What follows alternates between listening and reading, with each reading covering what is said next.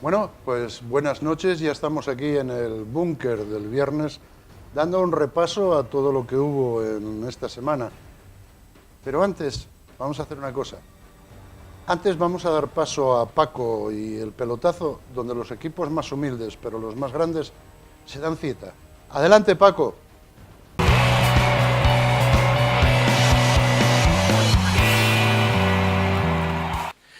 ¿Qué tal, amigos? Bienvenidos esta noche al pelotazo en Asturias Televisión. Como cada viernes vamos a intentar hacer una pequeña previa. Hoy con la salvedad de que, bueno, pues tenemos ya, es una jornada extraña la de ayer, jueves día 12, en la que, como saben, fue festivo y en la que además, pues evidentemente algunos partidos aprovecharon para jugarse. Además de esa Copa Federación, la final de la Copa Federación que estaba ya pactada para este jueves día 12 de octubre, festivo, y además, bueno, pues se jugaba en el campo del Bayu a las 5 de la tarde. Un partido que resultó emocionante entre la Unión Popular de Langreo y el Marino del Banco, con no demasiadas ocasiones, aunque algunas sí que hubo, y en la que, bueno, al final se tuvo que decidir en la tanda de penaltis, con los penaltis todos muy bien lanzados, a excepción del de Dani Pevida, que pegó, por desgracia para el Marino y por suerte para el Langreo, en el travesaño, y que además, bueno, pues eso, unido a que en el Langreo marcaron todos los penaltis, pues le dieron la final de la Copa Federación al equipo langreano. Desde aquí la enhorabuena para la Unión Popular de Langreo por ese título, ese campeonato de la Copa Federación, y además, bueno, pues desearle suerte en la fase nacional. En otro orden de cosas, y como decía, pues lo más destacado de las jornadas, de toda la jornada, de todas las categorías que vamos a analizar un poco, es que ya se disputaron partidos ayer jueves día 12, como decía.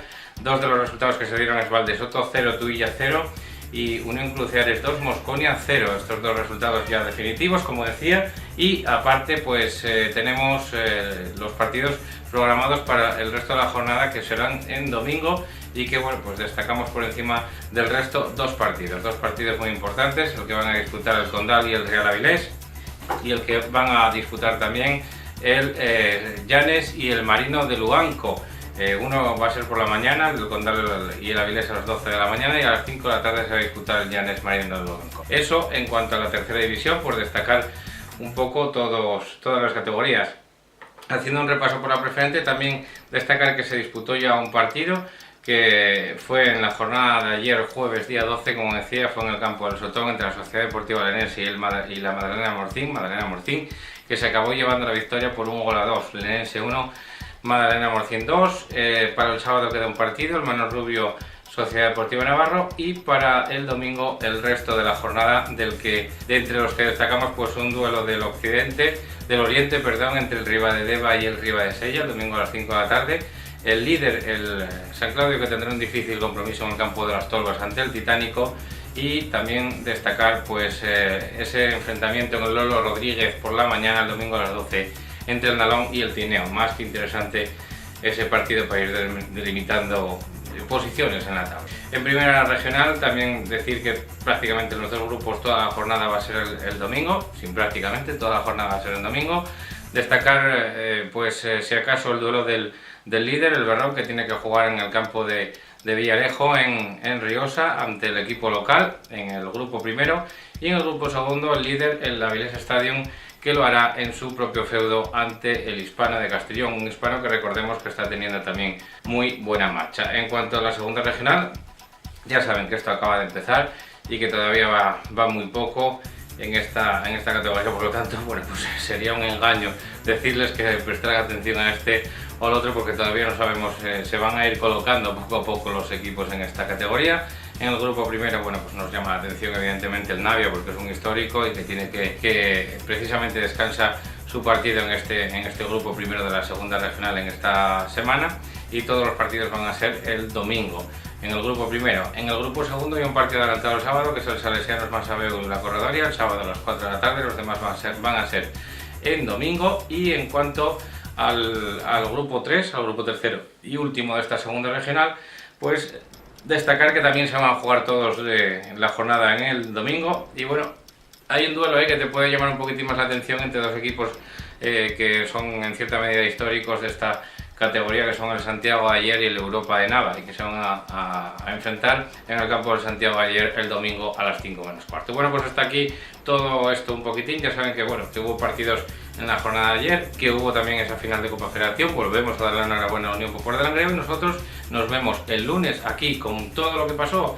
en todas estas categorías que acabamos de repasar. Hasta el lunes, pasen un buen fin de semana y vean fútbol modesto, fútbol de calidad. Hasta entonces.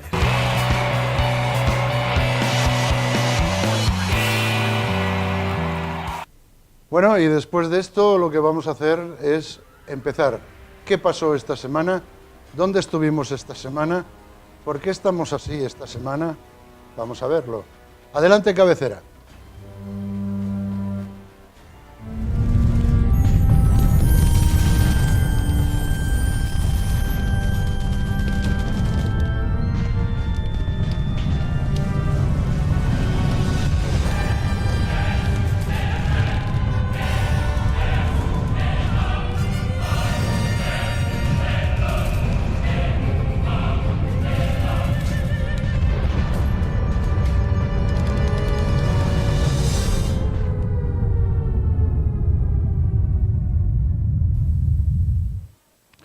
Buenas noches desde el búnker. Hoy vamos, como ya os comentaba, a dar paso a un tema que tenemos en la actualidad. Para ello tenemos a los ponentes, don Ignacio Loy, Nacho Loy para los amigos, profesor de Psicología de la Universidad de Oviedo. Buenas noches. Buenas noches. Tenemos a Carlos Gil de Gómez, analista político. Buenas noches. Buenas noches. Y tenemos a don René Álvarez, el secretario del PP en Asturias, sociólogo y politólogo. Buenas noches. Buenas noches. De esta semana de lo que más se habló, yo creo que oímos hablar en catalán. Parlemos. Parlemos en catalán. Yo iba a hacer un llamamiento a los tres. Iba a preguntar si esto que estamos viendo en Cataluña, que es un ir, para no ir por si acaso, que es un declarar una independencia que vamos a posponer para después, ¿creéis que puede haber un efecto llamada en España tras lo que está pasando? ¿Podéis entrar todos a la vez, de uno en uno? ¿Creéis que puede haber en alguna otra autonomía, incluyendo Asturias, un efecto llamada a la independencia? Sin duda, no solamente en España. Y posiblemente incluso si esto se llegase a materializar, que no va a pasar, pero si llegase a producirse, el efecto llamada se extendería por toda Europa, sin ninguna duda. Por eso es tan importante que en esto de la comunidad internacional, que parece que nos hemos limitado a analizar este tema desde un punto de vista estrictamente interno, creo que ha sido un defecto de análisis profundo, teniendo en cuenta que Cataluña lo que quiere ser es una agenda internacional, reconocida internacionalmente. En el momento en el que crea serlo y alguien se lo reconozca, eso sí que puede generar un efecto de contagio. Pero es casi más importante lo que hagamos desde dentro, también lo que hagan desde fuera los demás, que no se les reconozca, que no se les dé ningún tipo de margen para ni siquiera puedan soñar con ser algo parecido a un Estado soberano. Ahí van a surgir los problemas cuando alguien reconozca a Cataluña. Yo quería saber tu opinión, Nacho. Bueno, yo creo que es que no se puede contagiar lo que no existe. Entonces es difícil que se contagie, porque lo que estuvimos viendo todos estos días yo creo que fue una sucesión de gestos que en la práctica, dado que los resortes del Estado son muy poderosos como para que en estas condiciones en las que se plantearon las cosas pudiera salir adelante la propuesta, y teniendo en cuenta también que no es una propuesta absolutamente mayoritaria como debería ser para poder dar ese paso, poder iniciar por lo menos ese asunto, pues entonces al final, como vimos, de momento se está quedando en casi nada, aunque el lío desde luego es grande, ¿no? Ahora, yo creo que el nacionalismo es un fenómeno muy curioso, porque muy a menudo se plantea como una especie de sentimiento, y el sentimiento es muy difícil de someter a los juicios de la razón. Pues cuando alguien dice que se siente vasco o catalán o albano-kosovar, pues después de eso, ¿qué vas a decir? Pues si se siente así, pues ya está, se siente, ¿no? No hay más que decir.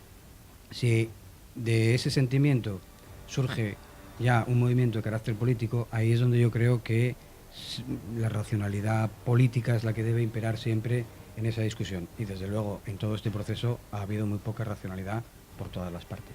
Yo creo que ha habido gravísimas meteduras de pata por parte de, yo me da la sensación de prácticamente todos los partidos políticos y desde hace mucho tiempo. Sería muy prolijo hablar de la actitud, por ejemplo, de la izquierda con respecto al nacionalismo, que ha sido siempre, bueno, siempre no, pero vamos, en épocas recientes hemos visto ejemplos de una aceptación de postulados que parece que desde el punto de vista del rigor de lo que es la izquierda, pues no deberían poderse admitir, ¿no? Podríamos sacar a colación aquí, por ejemplo, cómo un grupo nacionalista muy minoritario en Asturias pues llegaron a tener una responsabilidad política en una consejería, ¿no? Y era un grupo que sencillamente llegó allí por una alianza estratégica con Izquierda Unida. Y yo creo que no representa un sector de la sociedad suficientemente amplio como para haber tenido esa responsabilidad. Estaban sobre representados por un juego al que entró Izquierda Unida, ¿no?, en aquel momento con el Bloque por Asturias y tal, porque les interesaba de manera estratégica, pero que desde mi punto de vista es muy incoherente para la izquierda hacer eso, ¿no? Y en concreto en Cataluña lo que ha pasado últimamente pues ha sido que ha crecido ese sentimiento por una dialéctica perversa en la que a medida que se daban pasos más irracionales por parte de los líderes del proceso catalán, se daban también torpezas enormes por parte del gobierno central y se alimentaban el uno al otro. Y eso ha ido, todo el mundo sabe, es un hecho reconocido, que el nacionalismo catalán ha crecido en los últimos años, seguramente por esa represión que favorece el victimismo, que favorece... Entonces yo creo que se han hecho mal las cosas, no se trata de decir culpables, no culpables, pero que ha habido errores en ese sentido, que se pueden haber hecho las cosas mejor, pero bueno, de momento, afortunadamente lo de ayer, pues se sigue moviendo en esa ambigüedad, porque en el fondo, y con esto termino porque me estoy enrollando ya mucho, y ya... que a mí me parece que lo que sucede es que detrás no hay un conflicto real. Es decir, no hay un conflicto de clase o de etnia o religioso que enfrente a Cataluña como comunidad política a la comunidad política más amplia a la que de momento pertenece, que es España, como sucede en otros casos con otro tipo de nacionalismos, ¿no? Y como no hay ese problema real, objetivo de fondo, ni económico, ni étnico, ni religioso, que es lo que suele dar lugar a los movimientos nacionalistas que tienen cierta legitimidad, pues entonces en el fondo es un juego de declaraciones, de intereses, de unos y de otros, y al final pues queda, como acabamos de ver, de momento en nada. René. Bueno, en primer lugar, después de muchos años vuelvo a los medios y desde luego muy contento de tener estos contertulios hoy, Carlos e Ignacio, que además han puesto, yo creo que brillantemente, los temas sobre la mesa. Yo voy a empezar por el final, Asturias. ¿Es posible que esto irradia Asturias? Bueno, no voy a ir a la historia decimonónica y de todo el 20, excepto las últimas décadas, ¿no? Las últimas décadas. Voy a la historia más reciente. Ha habido experiencias nacionalistas, entre comillas, en Asturias. El PAS, yo tuve la oportunidad en la legislatura que tuvo, hablo con los partidos que tuvieron representación parlamentaria, ¿no? El PAS, que en la cuarta legislatura tuvo a Sonsosé allí, yo trabajé con él en lo que es la todavía hoy vigente, que algún día habrá que hablar de ella, porque estuvo a punto de no salir, la ley de normalización del asturiano, ¿Cómo no? que sigue hoy vigente y está ahí. Un día tendremos que hablar sobre ella porque hay anécdotas curiosísimas. Yo tuve la oportunidad de trabajar con él y después hubo, que tú lo mencionaste ahora, a través de la coalición de Izquierda Unida, el Bloque me parece que era. Bueno, yo con el Bloque tuve una gran relación física, porque teníamos los despachos contiguos. Y yo era una gente con la cual me invitaban a tomar café, tenían cafetera, bueno, me invitaban a tomar café. Y tuve una relación que me permitió conocerlos. De radicalismo nada, O sea, no había ninguna reivindicación extraña, rara, todo lo contrario, la gente muy razonable, de izquierdas, de una izquierda muy ortodoxa, de una izquierda que obedecía a la cultura, quizá un poco heredada del Bloque Nacionalista Galego, bien, perfecto, pero esto con los cuales tengo un gran recuerdo, hace tiempo que no los veo y tendré que dar con ellos algún día. Por lo tanto, efecto de radiación difícil. Es decir, el sentido como comunidad que tiene Asturias es muy diferente al que tiene Cataluña e incluso diferente al que tiene el País Vasco. Es decir, aquí ha habido dos problemas, por llamarlo así, pero bueno, intelectualmente se ha definido así, que uno es el problema vasco y otro el catalán. No tiene nada que ver.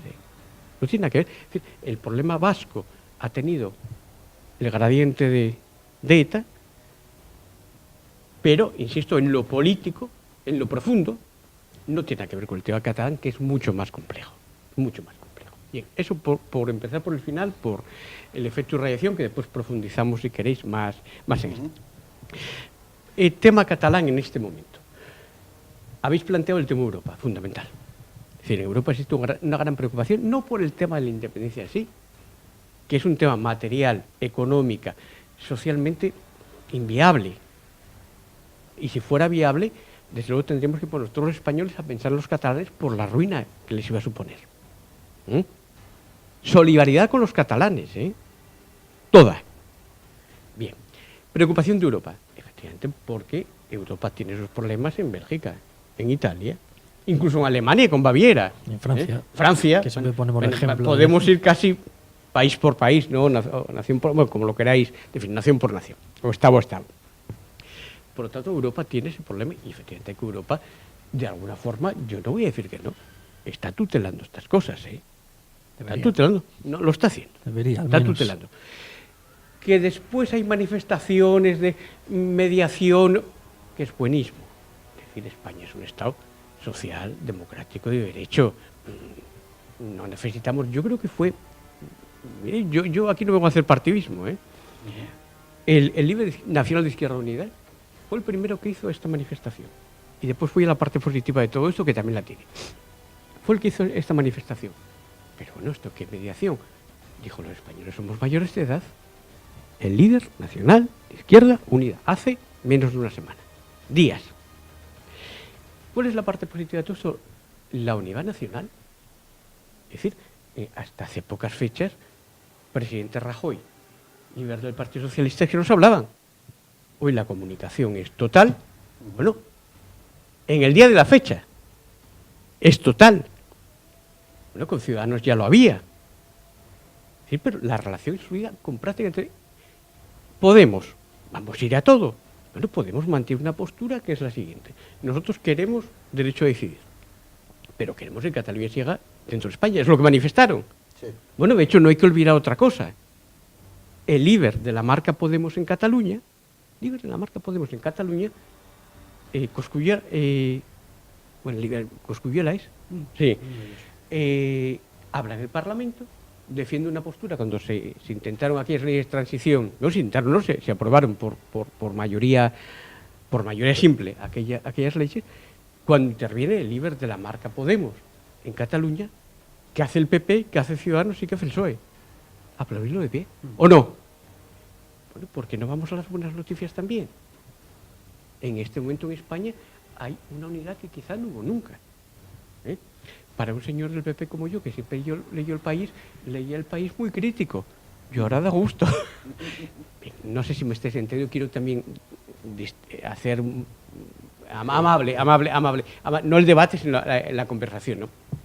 Que también todo esto tiene su parte positiva. Ahora bien, que tenemos que arreglar el problema catalán, sin duda alguna, y que habrá que de alguna forma, políticamente, tomar medidas. Y que eso se debe diferenciar de una hipotética reforma de la Constitución, que no debe ir una cosa en relación con otra, porque sería malo. Y ahí podemos volver a hablar de Asturias otra vez. Bien, disociando ambas cosas, trabajando políticamente en Cataluña, porque tenemos que recuperar a esa gente que está descontenta. Hay que averiguar por qué, porque muchas veces no lo sabemos. Bueno, es un tema muy complejo, como todo en la vida, ¿no? Y habría que hablar de ello en profundidad. Pero en todo caso, hay que recuperar políticamente ese terreno social en Cataluña, y después, disociándolo de otras cosas, bueno, pues también el Estado español tiene que tener sus evoluciones. Las está teniendo, ¿no? Yo creo que somos un país moderno, un país muy moderno, un país fuerte en Europa, respetado en Europa, y que desde luego mediaciones no necesitamos para nada, Como decía el líder de Izquierda Unida, somos mayores de edad. Somos mayores de edad. También veo una cosa, que a nivel político, a veces los políticos están muy por encima y no se bajan ese escalón para saber lo que el pueblo está pidiendo. Yo no estoy de acuerdo con eso. Yo creo que los políticos, mi experiencia, están absolutamente a pie de calle, y si pueden estar más. Si yo os cuento lo que hice el día de ayer, y no soy político en este momento, ya me contarás tú si estuve a pie de calle, o si estuviera la gente con la que iba, si estuve a pie de calle y que eran políticos, o no. Yo creo que hay mitos que debemos romper también, ¿eh? Hay mitos que debemos romper. ¿Que puede haber parte de realidad? Sí, de acuerdo. Hombre, por Pero, supuesto, como construcción absoluta no. ideal, no. No, estoy de acuerdo con eso. Desde luego, generalizando, Claro. no.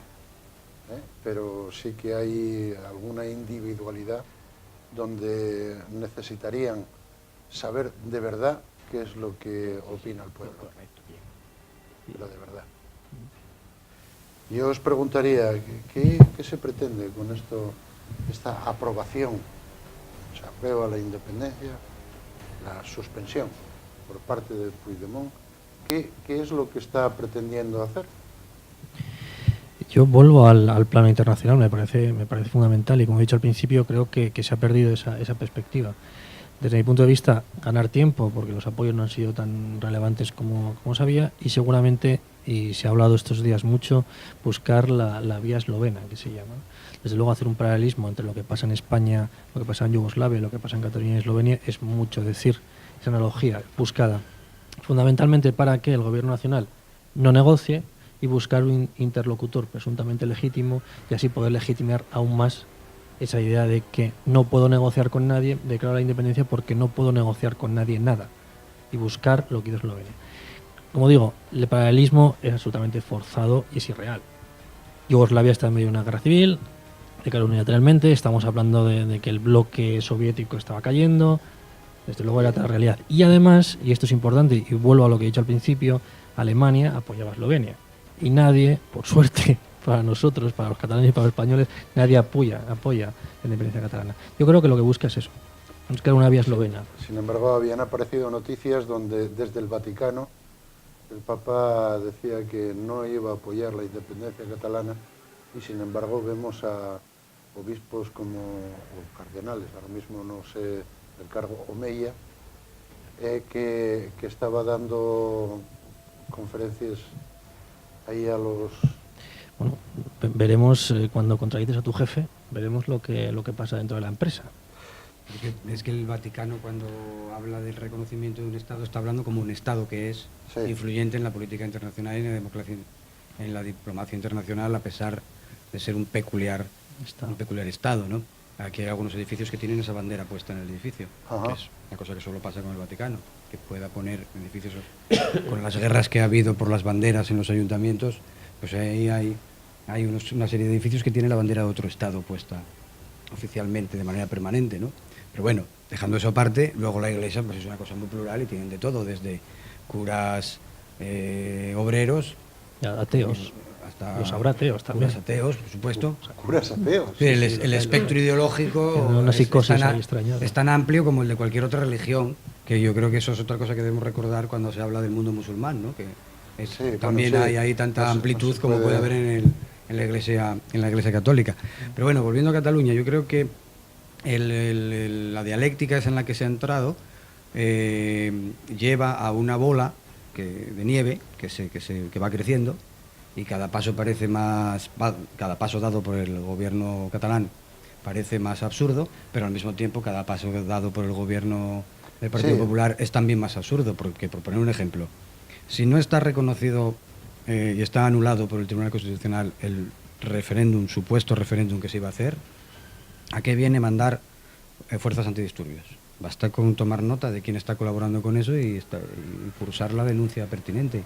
Lo que hicieron al llevar a los antidisturbios y generar esas imágenes que son graves, porque es pegar a la gente por estar en el peor de los casos en una manifestación ilegal, ¿no?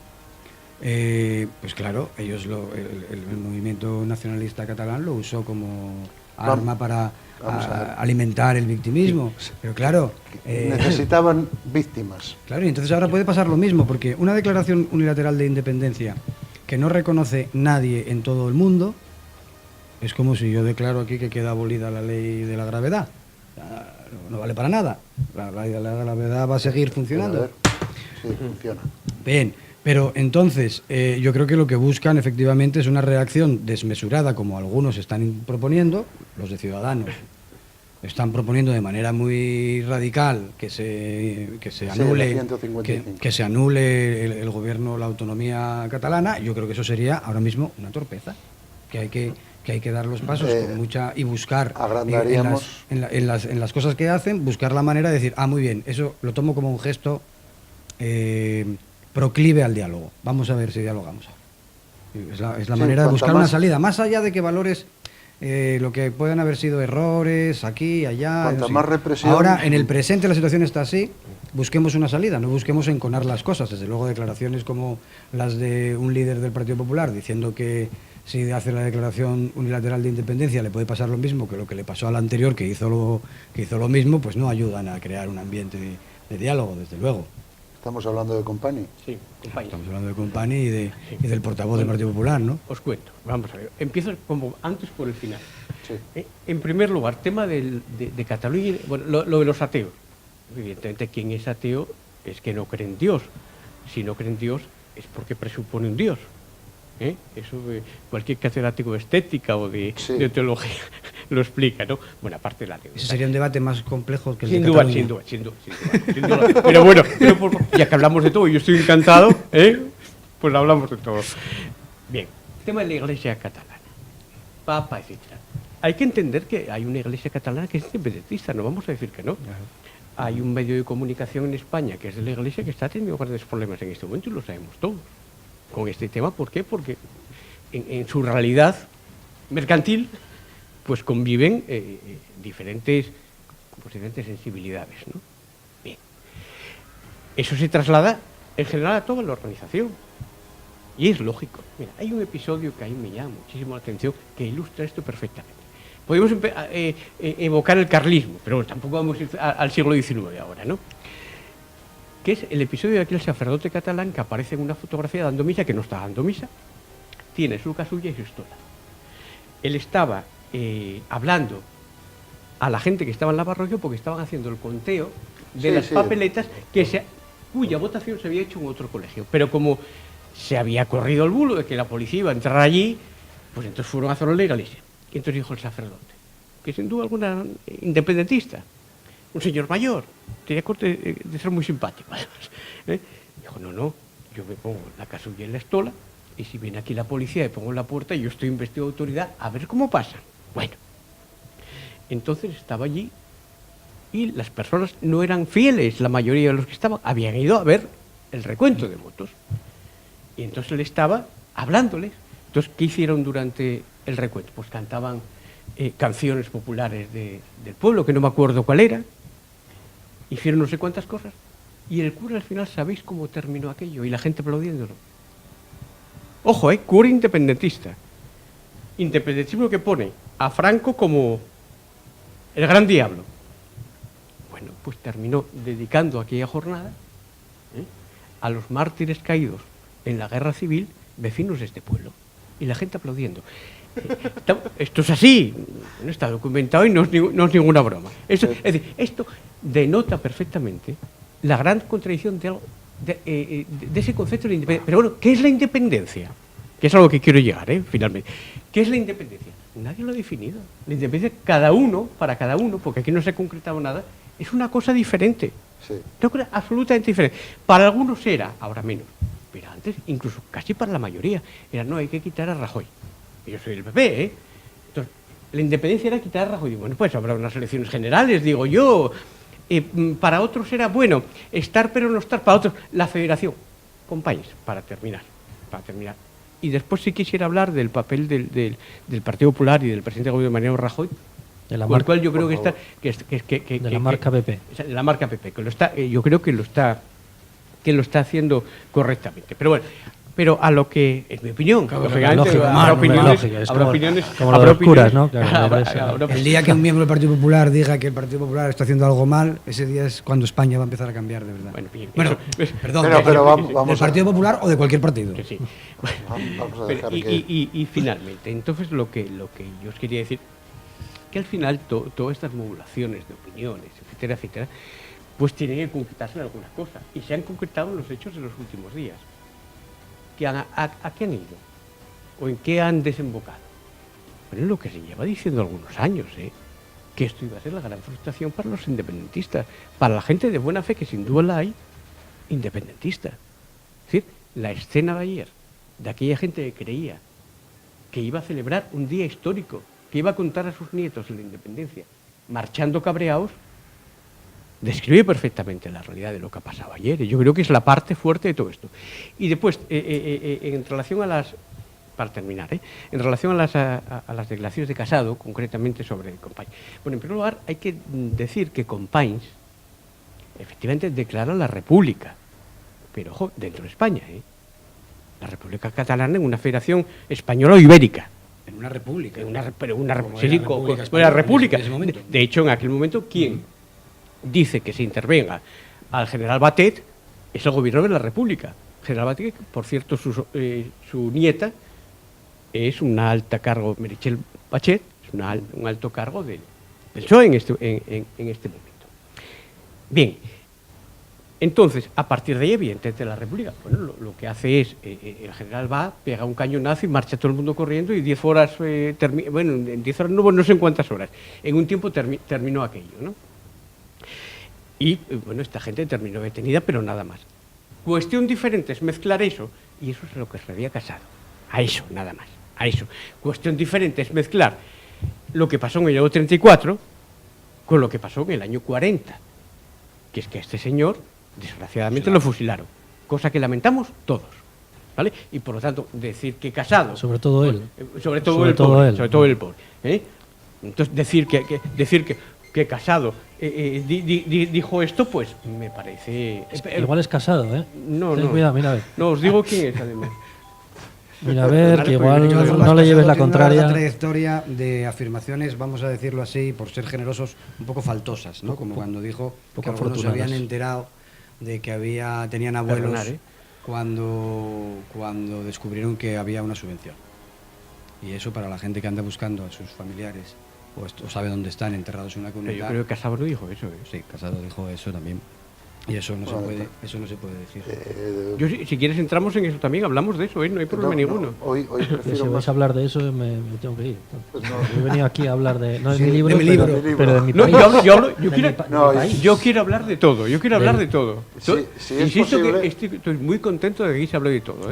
Mira, Perfecto. si es posible, quisiera un día hablar de eso, de la memoria y la República, pero en este momento vamos a esta situación. ¿Creéis, y lo hago extensivo a los tres, que estamos ante una ruptura de la unidad española? No. No, Yo tampoco, yo creo que tampoco. Yo no creo que estemos ante una ruptura, pero sí se está resquebrajando parte de la sociedad, sobre todo catalana y española. Bueno, porque se está reaccionando con mucha irracionalidad por parte de otro sector de la población ante lo que es un crecimiento, yo creo que alimentado dialécticamente por las torpezas del Partido Popular, pero que está creciendo ese sentimiento, y yo creo que sería mucho más conveniente otro tipo de actitudes que las que vemos a veces. Pero, o sea, quiero decir que tampoco hay que menospreciar lo que está pasando. Ese crecimiento de sentimiento nacionalista pues es grave, y yo creo que habría que combatirlo, y hay que combatirlo quizá siendo más críticos con el movimiento nacionalista, porque yo creo que todos los partidos han vivido en la connivencia con el nacionalismo cuando les conviene, ¿no? Han formado coalición con el Partido Popular, han gobernado con el PSOE también, y Izquierda Unida pues ha hecho también sus guiños, y yo creo que el nacionalismo es algo que hay que poner sobre la mesa y discutir racionalmente qué es, qué significa, dónde va y qué sentido tiene. Mira, la pasada semana, no sé si fue la pasada semana o esta, porque pasan las cosas tan rápido que uno ya pierde la memoria. Me encuentro, además fue al salir de casa, no fue en ningún sitio especial, ¿no? Con un líder muy conocido de la izquierda nacional. Muy conocido, conocidísimo. Y me encuentro, y hablamos de ese tema. Y él me decía, es que claro, aparece frente a un nacionalismo catalán, aparecen los otros nacionalismos. Y yo no estaba de acuerdo con él. Yo creo que otro de los grandes de las lecciones positivas de este proceso es la siguiente. Lo hablaba contigo antes. En España no tenemos movimientos de extrema derecha notables. No hay partidos parlamentarios de extrema derecha, ya partiendo de esa base. Otros países sí lo tienen, Y aquí ha habido un intento de sacar la cabeza a costa de todos estos temas de la extrema derecha.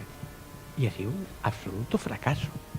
Bueno, también eso supone decir, esto está notando y demostrando que España es un país muy moderno, y quizá moderno a fuerza de lo que antes se entendía como baldón para ser moderno, que es ser un país del sur. Pues mire usted, en un país del sur se están dando grandes avances y se están poniendo sobre la mesa, se están desarrollando grandes ideas y grandes realidades. Por cierto, en Portugal tampoco hay partidos de ese jaiz. Nos echamos fuera de la península. A todos los de extrema derecha. Hombre, decir que está bien, es interesante hacer una lectura positiva, pero que cuando nos vaya mal, buscar lo que es bueno, hombre, a mí me gustaría que no nos fuera tan mal para tener y buscar la unidad de España tampoco nos va tan mal, hombre. Hay un problema que habrá que abordar, pero... Digo. No, es que estamos mucho más unidos gracias a que hay un gran problema en Cataluña. No, yo no dije eso. No, frente a algo, no, de ninguna forma. Yo digo lo que está pasando. No frente a nadie, Tiene no frente a nadie. Positiva, que el PP tiene sus compañeros en Cataluña, el PSOE también, claro. Ciudadanos también. Ojo, no contra nadie, Y aquí nadie está contra los catalanes, No he dicho eso. Digo, ni contra los independentistas, Ojo, contra nadie. Que esa lectura positiva está muy bien, pero que ojalá no hubiéramos tenido que hacer esa lectura y que fuera de suyo que España fuese un país moderno sin en la vida tener siempre, que recurrir. En la vida siempre pasan cosas, hombre, en la vida siempre pasan cosas. Yo tengo una historia. Yo tengo una visión ligeramente distinta. Yo creo que España no es un país en el que no haya extrema derecha, sino que la extrema derecha está incorporada en el Partido Popular. Yo fui secretario general del Partido Popular. Mire, bueno, si le digo yo las cosas que hice en el Partido Popular heterodoxas, yo creo que y nadie dijo nada. Bueno. El Partido Popular es un partido también plural, como la Iglesia, pero mantiene posturas muy extremas en algunos puntos que hacen que... A ver, ¿en qué? Pues en la memoria histórica, por ejemplo. ¿Quién lo dijo eso? Eso no han sido capaces, es que el PP, no han sido capaces de condenar. Haber hogado la ley de memoria histórica. Lo haber hogado. En varias ocasiones. Sigue vigente y con mayoría absoluta y no se verogó, que yo sepa. Lo que ha hecho el Partido Popular con respecto a la corrupción es un caso clarísimo de extrema derecha, de funcionamiento al margen de la ley. ¿Qué ha hecho con la corrupción el Partido Popular? Romper ordenadores, ocultar pruebas. Ese no es el tema. Hablamos cosas. Yo creo que se han expresado aquí ideas. Yo lo que quiero en esta vida es hablar cosa por cosa. Cualquier cosa que se diga. René, yo comprendo que tú tienes una visión distinta del Partido Popular, obviamente. No, evidentemente. Yo soy miembro del Partido Popular. Yo creo que en el momento en que el Partido Popular sea un partido de derechas más razonable, más moderno... Ojo, de derechas yo soy de centro, yo pruebo un CD. Crecerá... Hay gente de derechas, de centro, liberal, demócrata cristiana... Pues en el momento en el que el Partido Popular adopte posturas un poco más moderadas, un poco más racionales, por ejemplo, en el momento en que una comunidad autónoma diga que quiere iniciar un proceso de decisión sobre su futuro, abra las puertas a que se tome esa decisión, como hizo el gobierno de Inglaterra inmediatamente con Escocia. Pero que en ese momento no se puede. En ese momento es que no se pudo en su momento. No se puede. Bueno, en el momento en que el Partido Popular adopte esas posturas, entonces aparecerá una extrema derecha que existe en España y que está ahí latente porque su espacio está ocupado. Pero bueno, esto es una opinión. Sí, irrespetable. Una podría analizarse. Una acotación. Bueno, imagínate que yo soy presidente del gobierno y tomo la decisión de que en Cataluña se vota. Yo termino en todo el Real. Absolutamente no es posible. Hay muchas formas de votar. Perfecto, bueno, pues vayamos a ella. Perfecto, vayamos. Claro, pero cumpliendo la ley, incumpliéndula. Claro, pero es que el enconamiento, cuando las cosas se enconan, no puede decir, no, es que se enconaron porque fueron ellos los que lo enconaron. No es eso. Yo quería... Nosotros. Eso. Bueno, pues entonces, políticos busquen una solución. Dejar que el árbitro dé un poco de tiempo. Es así, es con el dedo, no es con el dedo. Es con el dedo. Yo es que como soy de todos los sitios... Esto es técnica que alguno, igual estabas pensando en tu inconsciente te ha fallado. Sí. O tus conocimientos de baloncesto, uno de dos. Sí, hace muchos que no le das a la pelota. Claro.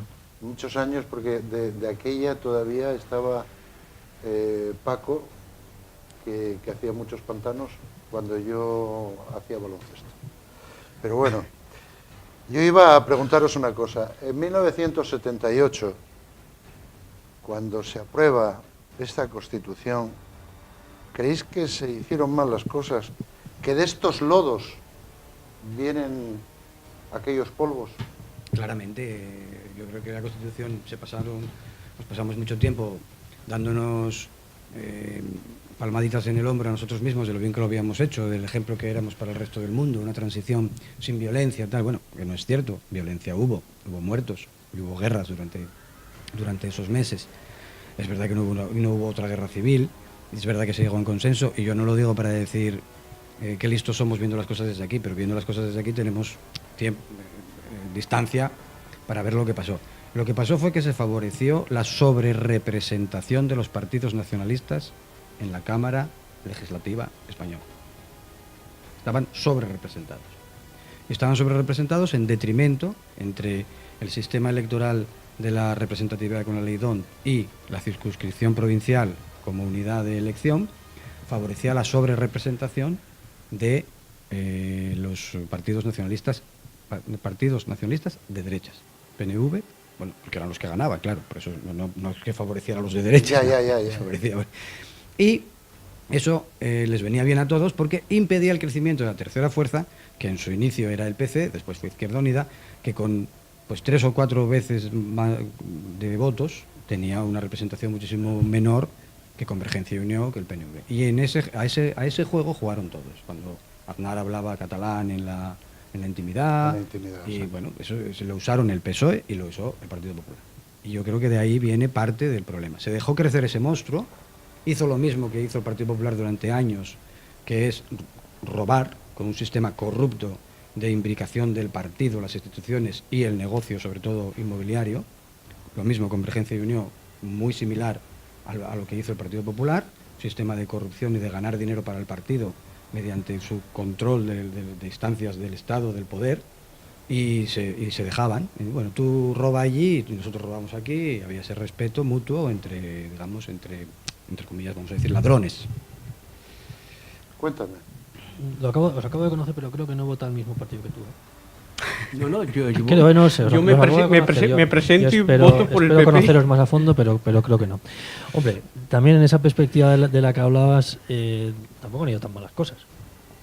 Seguramente las circunstancias, teniendo en cuenta que esa transición se hizo en cierto modo desde dentro, que no dejó de ser una cierta transición suave para no romper radicalmente como lo habían sido los 40 años anteriores, pues yo creo que se hizo un poco lo que se pudo. Y dentro de lo que ha pasado, pues bueno, igual las cosas no han ido tan mal. Yo más allá del defecto de la ley electoral, que se puede modificar, yo creo que lo que sí funcionó muy bien, pero empieza a no funcionar, es la distribución de competencias. A la hora de decir, bueno, como no sabemos qué hacer, como no queremos ir por una vía federal, porque eso suena muy izquierda, no queremos ir a nada centrista, porque suena muy franquista, vamos a hacer una calle por el medio, es todas las autonomías, que no se parecen nada a ningún país, y vamos a ver qué pasa. Mientras hay dinero, como se ha visto en el País Vasco, mientras hubo dinero y se le pudo dar dinero y competencias a comunidades autónomas que están muy representadas a nivel nacional, como Cataluña, País Vasco y otras, pues todo fue bien. El momento en el que se fueron vaciando de competencias al Estado es que ahora los nacionalistas que piden. Yo creo que también desde un primer momento no se marcó claramente, porque bueno, eso es real, y tuvo su lado positivo, qué competencias iban a ser del Estado y las comunidades autónomas. Porque luego además, como se puede reinterpretar cuáles son o qué parte de esa competencia corresponde a unos a otros, el problema es que cuando se vacían esas competencias de la Constitución, ahora qué van a pedir. Ahora cuando volvamos a negociar con Cataluña, por ejemplo, con las comunidades autónomas, ¿qué les vamos a ofrecer? Porque ellos van a seguir pidiendo por esa representación tan evidente que tiene a nivel nacional. Como un partido tan pequeño, a nivel nacional, puede tener tanta fuerza en el Congreso de los Diputados. ¿Y ahora qué vamos a hacer? A los vascos se conforman con mucho dinero. Habría que reestructurar de nuevo la Constitución. ¿Reestructurar? O darle unos nuevos... O decir hasta aquí hemos llegado. El problema es que esa indefinición también hace que se pueda pedir por pedir cualquier cosa, incluso la independencia. El problema es que también hay que marcar y decir, oye, vamos a llegar hasta aquí, no nos podemos dar más competencia, no tenemos más competencia, no nos podemos vaciar más, es que llegamos hasta aquí. De hecho, se ha oído también algún líder catalán pedir algo parecido al cupo vasco y catalán, al navarro. ¿No? No lo han pedido abiertamente. Lo han pedido abiertamente. Decir, bueno, como ya no nos podéis dar más competencias, pues danos pasta, ¿no? Que no deja de ser algo que alegra mucho, sobre todo el bolsillo, ¿no? Sobre todo el bolsillo de algunos. O sencillamente decir, mira, hasta aquí llegamos, ¿no? Eso pasa en otros estados. Algo sin tener que llamarle federal necesariamente, que a mí eso me da igual. El tema de los términos... No, tampoco. Algo más parecido al modelo alemán, ¿no? Bueno, pues hasta aquí, mira, no podéis pedir más, no podéis hacer más, ya está. Pero aquí, como esa indefinición de la Constitución que reinterpreta el Tribunal Constitucional, porque la Constitución no tiene importancia en tanto en cuanto no se interpreta, vamos a pedir. Cuando no podemos pedir más, pues pido irme. Tú Claro, pides- y como sé que como no me vas a dejar irme, me vas a dar más, pues me siento a negociar. Y si no, pues me voy, me enfado. O Es sea, un poco infantil, ¿no? chantaje. Es un poco infantil, ¿no? O sea, sí.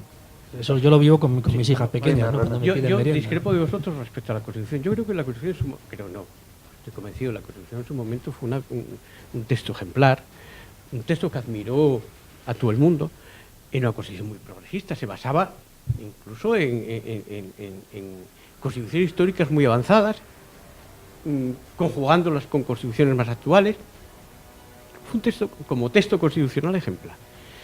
Como maniobra social, en el sentido mejor de la palabra, ¿no? En el sentido participativo de la palabra, fue algo absolutamente exitoso en España. Es decir, España tuvimos la transición que tenemos y la situación actual que tenemos para hacer la Constitución. Que por caminos recónditos y que van apareciendo, bueno, pues han surgido algunos problemas, es verdad. Por ejemplo, el tema catalán, ¿no? Bien, de acuerdo, pero es que un texto constitucional no garantiza un blindaje de un éxito democrático eterno. Evidentemente hay que adaptarla a los textos y hay que interpretarla y tiene que haber órganos que la interpreten. Y hay que vivirla, y el legislador tiene que vivirla y actualizarla también. Exactamente, todos tenemos y el ciudadano tiene que reivindicarlo, con lo cual todos estamos implicados en un proceso. La Constitución no es algo cerrado, es algo dinámico. Y por lo tanto, en eso tenemos que estar todos. Y después hay otro aspecto que me parece muy importante en la Constitución, que es la vigencia actual. Evidentemente, un texto constitucional se caracteriza, por ejemplo, el americano, que siempre se acude a él, ¿no? Hablando de mitos, otro mito, la Constitución americana, bueno, mito positivo, ¿no? O referencia positiva. Bien, la Constitución americana se caracteriza por estar permanentemente autoenmendada. Por lo tanto, insisto, un texto constitucional está llamado a ser, como dije antes, dinámico. Y actualizarse constantemente. Estamos hablando del modelo anglosajón, nosotros venimos del francés. No compares dos épocas No, es distintas. igual, no. Es decir, la Constitución Los americana modelos- es una Constitución escrita y la española es una Constitución escrita. Sí, por lo también se escrita tanto, la Biblia. También se escribe la Biblia. sí, pero no es una Constitución la Biblia. Pero es que hablamos de eso también. Una cosa es una constitución Reformemos la Biblia. que se hace después de una revolución y otra cosa No. es un dictador que muere de mayor. Sí, por un fenómeno biológico, Sí. no por una revolución. Sí. Y yo creo que eso es un factor muy importante que explica algunas cosas que pasan en España. Yo no hablé de la Constitución, yo hablé de la transición. Bien, por supuesto, la Constitución fue un elemento importante.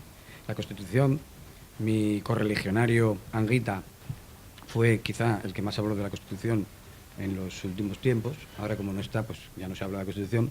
También porque la Constitución se había puesto en una especie de lugar místico en el cual parecía que era la garantía de todo y que no se podía tocar. Y lo fue. Sí, pero y lo fue. sí se podía tocar. Sin duda Con- alguna, ¿quién lo niega? con no- Pero si tiene sus resortes para No. Se reformarse. se ha modificó modificado. en los aspectos más deplorables en los que se debería modificar. Se modificó para garantizar que aunque nos muramos de hambre, primero hay que pagar la deuda. Para eso sí hubo un consenso Por Dios, entre los pero dos no grandes son- no son partidos refo- políticos. no son No, reformas es una sustanciales de la cosa Constitución, cuando por Dios. durante mucho tiempo cuando se Las apelaba cuotas que hubo para que pudieran votar durante mucho los tiempo locales, los cuando se europeos. Bueno, apelaba bien, a la pero- necesidad de modificar la Constitución, se decía que no se puede tocar la Constitución y sin embargo se tocó. ¿Quién lo dijo eso? Se tocó No, cuando nadie lo interesó. dijo. Se decía constantemente cuando interesaba. Y se brindó en esos aspectos. Y yo creo que hay tres aspectos fundamentales en los cuales España es, en cierto sentido, un Estado fallido. Lo digo así porque yo creo que es muy grave lo que, Entonces, lo que pasa en ¿qué Estado España. no fallido hay en el mundo? Eh, Si España es Estado fallido, pues no sé, ¿qué Estado bueno, no fallido hay? Hay autores que consideran que Estados Unidos, al que muchas personas de bien y de derecha se invocan como ejemplo, es un Estado fallido, pero en fin. Si Estados Unidos es un Estado fallido, hay pues, autores que muy defienden, bien. hay autores que defienden esto. Voy a explicar por qué, porque esto es un poco una provocación, desde luego. En España no hubo una transición de carácter económico en cuanto a los grupos de poder. Los que eran poderosos al final del franquismo siguieron siendo poderosos durante la transición. Y el PSOE, y ahí tiene una responsabilidad histórica, no intentó modificar eso, sino que lo que intentó fue crear otra clase de poderosos que fueran de su cuerda. En segundo lugar, en España no se creó tampoco un sistema de funcionariado moderno, eficaz, técnico, ampliamente instaurado en todas las estructuras del poder del Estado y con profesionales independientes que ejercen el poder. A los funcionarios se les tiene cableados desde la administración política. Ese cuento de nombrar a un jefe de servicio de entre los funcionarios de determinado nivel y tal, ¿no? Eso hace que la administración del Estado esté, digamos, controlada por el poder político, cuando en realidad la administración del Estado debería ser una mecánica que en su funcionamiento cotidiano funcionará independientemente. El poder político está para otras cosas, está para legislar y está para el poder ejecutivo también. Y en tercer lugar, en España no hay separación de poderes. Hay juristas que no son de mi ideología política que se han quejado muy a menudo de la misma existencia del Consejo General del Poder Judicial, un órgano que podría perfectamente no existir. ¿Por qué tiene que haber un órgano de control de los jueces? Nos hemos acostumbrado a escuchar que tiene que haber un órgano de control de los jueces, ¿pero por qué? ¿Quiénes son los jueces? ¿Gente perversa y rebelde que no aplica las leyes, acaso, para que tengan que tener por encima un Consejo General de Poder? En España no hay separación de poderes real, porque se hizo en la transición, se intentó hacer un Estado en el que sucediera lo mismo que sucede en una dictadura, en el que todos los poderes del Estado están controlados por el mismo. Aquí se cambió el acceso al mismo. Hay unas elecciones y el que gana en las elecciones legislativas se lo lleva todo. Se lleva el legislativo, se lleva el ejecutivo y se lleva el judicial. Eso es lo que pasa en España. A ver, yo sí quiero hacer varios comentarios. En primer lugar, decir que me llega un WhatsApp y me dicen que en Alemania, Francia e Italia, junto con España, están absolutamente deprimidos en este momento porque son estados fallidos. Bueno, a saber lo que nos dirán los americanos, cuando sepan que ellos son también estados fallidos. Bueno, yo creo que decir eso no es serio. Pues habrá algún intelectual por ahí cubano que lo diga, o norcoreano, pero vamos... a estos aspectos que he especificado posteriormente. Bien, después vamos a esos aspectos. Un día, sobre el tema del funcionariado, la función pública, convendría hacer un debate muy interesante. Perdón que te interrumpa, yo me siento ofendido, yo soy empleado público. Me siento ofendido. Pero no para criticarte, para hablar de él. Yo también para soy hablar de él. empleado público. Yo no. Yo no, para hablar de él. Empleado público. Bueno, pues perdón. A lo que íbamos. Hablamos de él porque es un tema difícil de debatir en una mesa. Yo nunca me gusta decir que es un tema complejo, porque en esta vía, desde la física hasta la sociología, es todo complejo, por lo tanto, y la astrofísica, todo complejo. Es un tema difícil pero merece la pena hablarlo. Y además con sus contertulios, insisto, desde el primer momento, yo lo dije 3 veces, da gusto hablar. Y después, sobre el tema de división de poderes. Yo creo que en España hay una división de poderes real, eficaz, que funciona. Se está demostrando en el tema catalán, se ha demostrado con el tema de la corrupción en Andalucía, en Valencia, en Madrid, cosa que afecta a mi partido, además, donde un partido que subrayo está en el gobierno es investigado como el primero, lo cual me parece fenomenalmente bien. Por lo tanto, división de poderes, por supuesto que hay. Y funciona. ¿Que todo es mejorable? Por supuesto que todo es mejorable. Y si quieres aquí un día, o si queréis, perdón, un día hablamos de aquí sobre propuestas que hay sobre la mesa para mejorar eso. Y respecto particular entre el Poder Judicial, interesantísimas muchas. Te lo compro. Interesantísimas. Te lo compro. Dime. ¿Cuánto le vas a dar? ¿Le vas a pagar mucho? Pues con mi cuerpo. Es demasiado para mí. Es demasiado para mí. Empiezo por el medio, ni por el principio ni por el final, en cuanto a los empleados públicos. En realidad, aunque suene algo contradictorio, los funcionarios del Estado durante la época franquista tuvieron su cota de independencia. ¿Cómo se consiguió destruir aquello? Por medio de la laboralización bestial. Cuando el Partido Socialista gana las elecciones, se encuentra con que la mayor parte de los funcionarios que se encuentran en la administración del Estado eran de corte franquista. Entonces, ¿qué hace? Mete a laborales, que no tienen que hacer procesos selectivos complejos y demás, se empieza a laboralizar. Luego ya los funcionariza. Eso es una realidad absolutamente evidente. Yo trabajo en la Administración del Principado de Asturias, yo no he visto nada, pero me cuentan por ahí que accedes a determinados puestos por medios de libre designación, sin concursos, sin nada parecido. Seguramente yo no estoy en un puesto relevante, por decir lo que pienso, así me va, y cuando me escuchen esto aún peor, y a ver, estáis arruinando mi carrera profesional. Pero al final todo el mundo se termina encontrando cómodo, ¿no? Si tú tragas con la cuerda del partido de turno, pues efectivamente. Y ese contrapeso que debiera ser en muchos casos la administración, cuando el político no actúa de acuerdo con la ley, pues se convierte en todo lo contrario, en un resorte a su favor. En cuanto a la división de poderes, ¿hay división de poderes? En España no, pero en ningún otro país. O sea, yo que me entretuve mucho tiempo en leer a Montesquieu y perdí el tiempo, me di cuenta de que Montesquieu terminaba llegando a la conclusión de que los poderes no son estancos realmente, tiene que haber una relación. Otra cosa es que traten de controlarse, eso sí, pero yo creo que pasa más o menos en todos los países. Puede haber una mayor independencia del poder judicial. Lo que a mí me parece problemático es que por primera vez en España se está poniendo en tela de juicio la labor de los jueces. Eso me parece muy peligroso, porque alguien que hable de división de poderes entre el legislativo y el judicial, evidentemente está hablando de una absoluta torpeza. No hay división de poderes entre el legislativo y el judicial, y el ejecutivo y el legislativo, pero entre el judicial debiera haberlo. Y la tercera cuestión, o la primera, pues ya no me acuerdo. Como era la primera, pues no me acuerdo ya. Carlos, perdóname René, perdóname Nacho. Sabéis que aquí en la tele el tiempo es oro, llevamos ya un par de lingotes y nos dicen los lingotes. Claro. No me hagas hablar de política. Tenemos 2 minutos y vamos a terminar diciendo con algo breve. Asturias está a salvo del independentismo. En Asturias nunca ha habido una postura independentista muy generalizada. No creo que ahora vaya a crecer. Muy bien. No, a día de hoy no, pero el futuro lo dirá. Lo dejo ahí abierto para que me sigas llamando. Que si lo cierro aquí, hombre, me vas a llamar. Me gustaría teneros. La cantidad de lingotes que pienso llevarme de aquí. Me gustaría teneros aquí muchas veces, porque sois unos contertulios muy contertulianos. Si seguís pagando lo mismo. Lo dudo, perdón. René. Sí, vamos a ver. No, hasta este momento no lo ha habido. En el futuro no lo sé, pero tampoco hay elementos en este momento que nos hagan pensar en que eso puede ser así.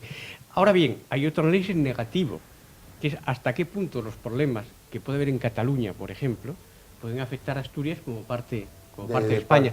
Claro, esa es otra historia y ese es otro debate, ¿no? Por lo tanto, eso lo dejo sobre la mesa para otro día. Para otro día. Pues bueno, hasta aquí llegó hoy lo de el debate del búnker en el viernes semanal. Vamos a dejarlo aquí, que seguiremos en otros viernes viéndonos, hablando y sobre todo haciendo que esta gente que nos ve tenga algo claro. Eso se trata. Un poquillín, pero algo claro. Pues nada, el viernes que viene seguimos con los debates, debatiendo lo que pasó alrededor de la semana. Venga, René, Carlos, Nacho, muchas gracias. Gracias. Gracias a ti.